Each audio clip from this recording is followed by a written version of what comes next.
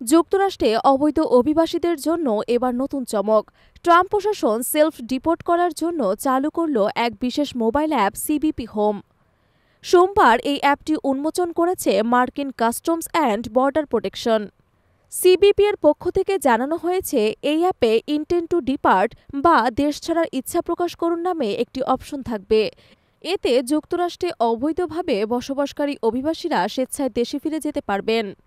Homeland security secretary কির্স্টি Noem কড়া ভাষায় হুঁশিয়ারি দিয়ে বলেছেন, সিবিপি হোম অ্যাপে অভিবাসীদের জন্য সুযোগ থাকছে যাতে তারা এখনই যুক্তরাষ্ট্র ছাড়তে পারেন। তাহলে ভবিষ্যতে বৈধভাবে ফিরে আসার সুযোগ পাবেন। কিন্তু যদি না যান, তাহলে আমরা খুঁজে বের করব, বহিষ্কার করব এবং তারা আর কখনো এদেশে ফিরে আসতে পারবেন না।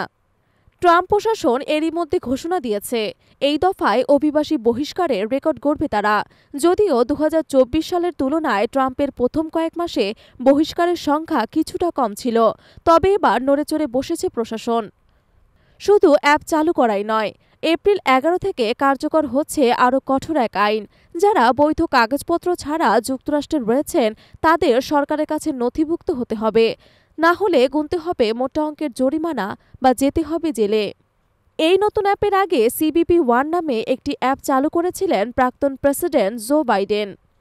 এর মাধ্যমে প্রায় 10 লাখ অভিবাসী মেক্সিকো থেকে যুক্তরাষ্ট্রে প্রবেশের জন্য সাক্ষাৎকারের সময় নির্ধারণ করতে পারতেন, কিন্তু ক্ষমতায় এসে ট্রাম্প সেটি বন্ধ করে দেন।